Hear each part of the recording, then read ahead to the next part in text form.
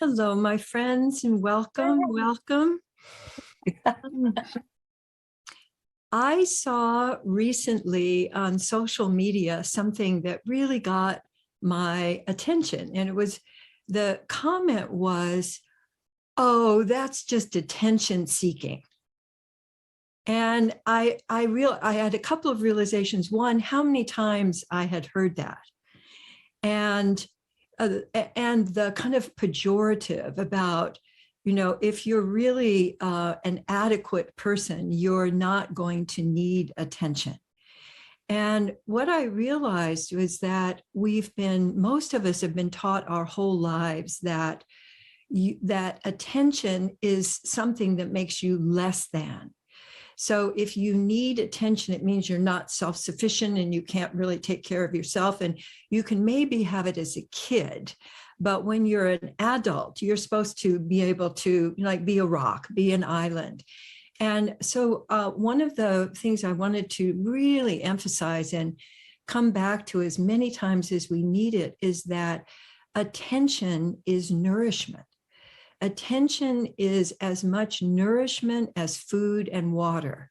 So just take a moment. Today, I'm sure you've probably drunk something and you've eaten something. And I see that some of you are doing that right now. So we give ourselves permission to take in nourishment, but we don't give ourselves permission to take in the wonderful nourishment of giving and receiving attention. And that's the main purpose of our gathering here, because I think of attention as so equivalent to love. When I'm giving my attention, I'm giving you the gift of where I'm putting my focus. When you give me your attention, I literally feel beamed on. So I want to have you just experiment here with just giving attention. The beginning of what we call loop of awareness is giving your attention to somebody that you see on the screen here, just noticing them, giving your attention, and then letting yourself be open to receiving attention from those who may be wanting to send it your way. And do that a few times, and then notice what the body experience is of giving and receiving attention. Over the years, I've realized, like if I'm out for a meal with people, post-pandemic, that I get so nourished by the giving and receiving of attention that I sometimes forget to eat, which is, if you knew my history, it's just kind of a little miracle. Like I genuinely feel the nourishment of attention, and eating something is just kind of an extra.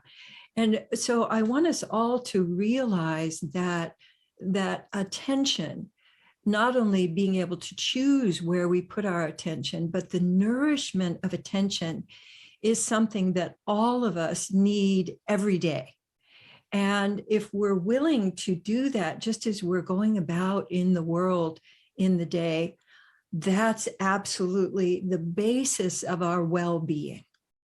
And what we do here in our loops and scoops is focus on different aspects of attention so that you receive it as a rich palette of choices, which is really what it is.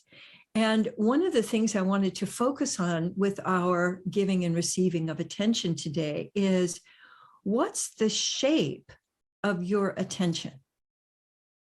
When you send your attention out, what kind of a shape does it have? When you perceive attention coming to you, what kind of a shape does that have? I want to just invite you to play with that, because it goes together with the, attention seeking.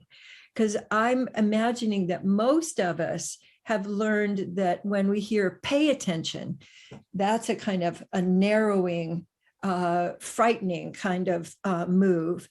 But just the luxuriousness of like having someone loves you, just be looking at you, being with you, the contrast of the shape of those attentions. Like I'm thinking of I had an aunt whose attention was kind of dancey. You know, when she would turn her attention to me, I knew that play was about to happen because there was something that was kind of like this about her attention.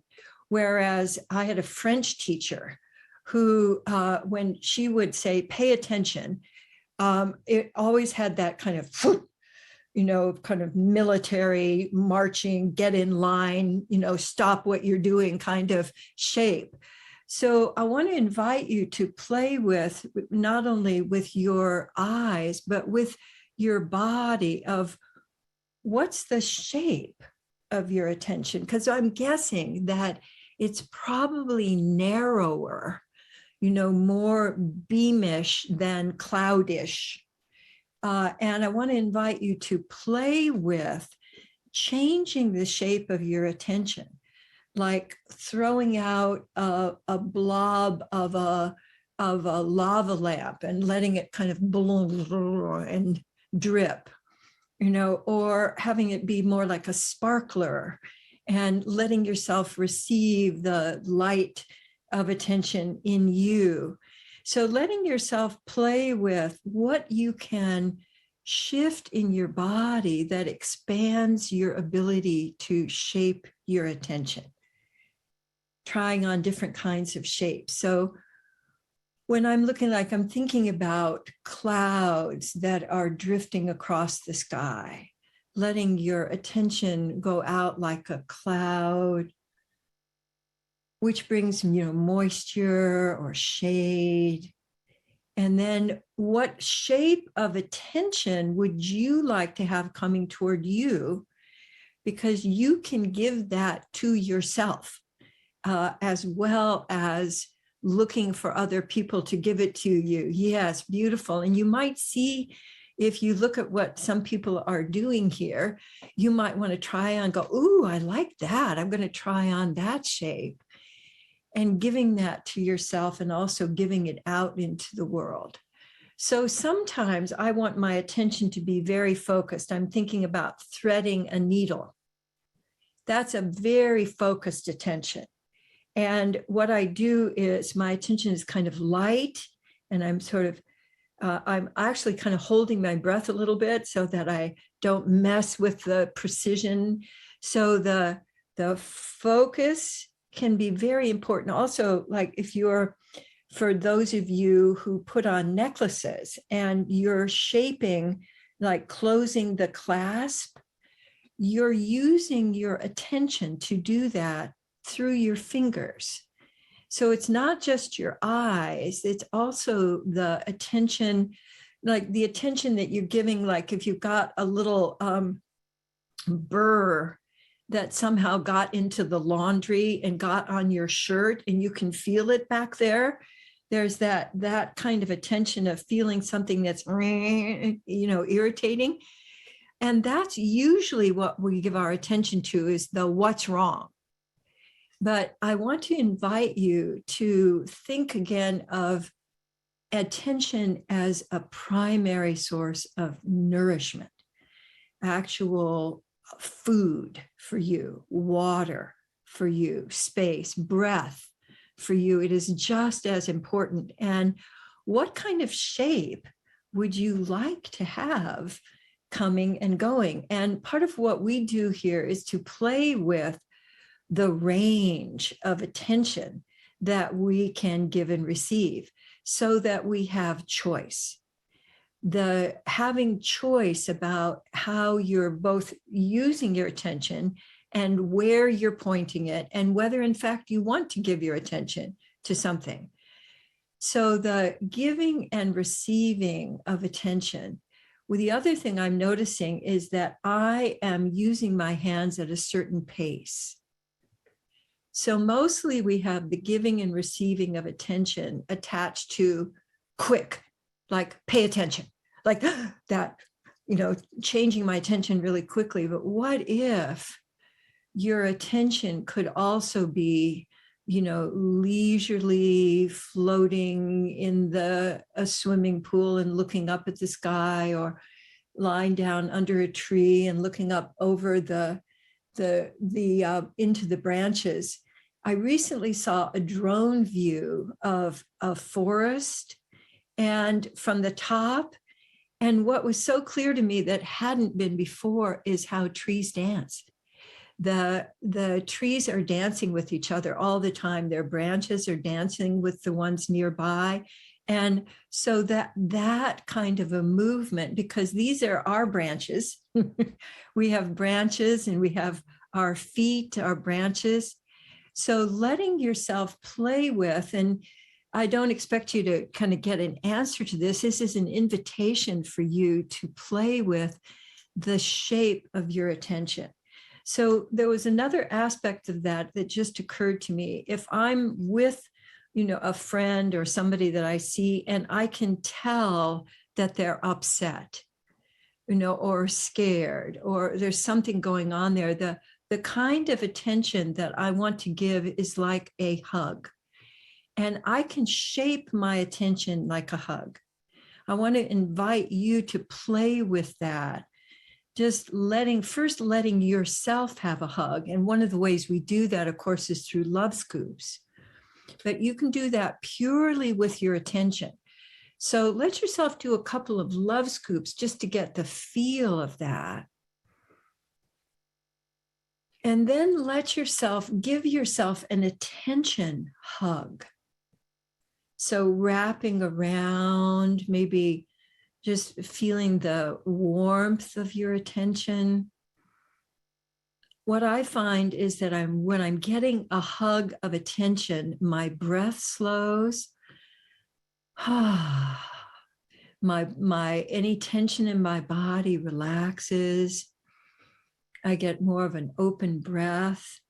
And I find that as I'm going around in the world, or even going around in the world on Zoom, that giving my attention as a hug is one of the most valuable gifts that I can give.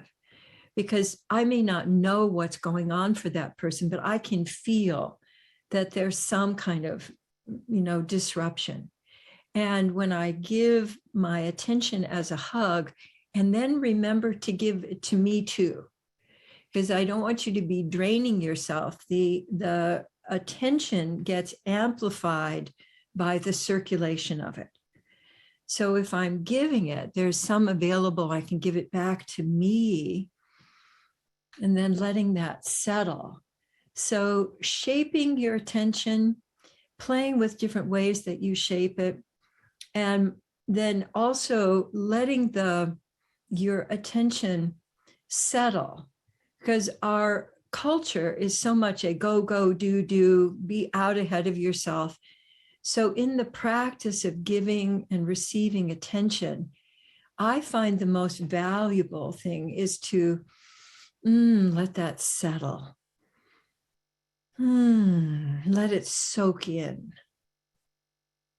I recently saw that with the expected floods that we were scared of here in California because we had so much snowfall. We've been gifted with a very cool spring and a very mild summer so far, basically. And so what that's meant is that all of that water has been able to soak in. It's been able to start filling the aquifers and the groundwater. And I want you to think of your own attention like that you want to give it a shape that's going to allow it to soak in. And when you're giving attention to another person, with your hug or the way that you shape that, and letting yourself sustain that until you get a sense of they're beginning to get the soaking. They're beginning to receive that in a way. And if you're doing loop of awareness, you'll be able to feel it. When somebody else shifts and they receive and they expand and relax into themselves, it's a gift to you also, because through the loop of awareness, it's the main way that you connect. And mostly we do that unconsciously. So we're getting the zoom, zoom, zoom, speed, go, do, stay out ahead of yourself. But when you make a deliberate shift to let yourself shape your attention and letting that soak in, you're nourishing yourself. And you can do that as many times through the day and through the week as you choose. And it's free. So that's a plus. So I'm realizing that I just went all the way through our time. That just kind of disappeared. That's the other thing I realize, is that when I'm giving myself rich attention, time disappears. And in that spaciousness, all kinds of nourishment gets a chance to soak in. So now I'm going to, at the end of this, for those of you who might be new, we use our Presence Connect Play app to choose a possible combination to practice through the week, because I find the combination of presence, getting here and connecting, and then playing opens up a whole new way of being in the world. So this presence is give yourself a drop of love. So that's another way of shaping your attention. So I'd like you to reach out into the pool of love and get yourself a particularly vibrant dropper full of love. And then I want you to apply it anywhere, like kind of just a little bit of, sort of rant in the back of my neck. So I'm going to give myself some drops of love there. And then I'm going to let it soak in. And they go, I want some more. So I'm going to reach out, get some more. And then I'm going to give it to the place that's right here. And I want you to let yourself feel the drops. I have some really wonderful oil that I sometimes use at night.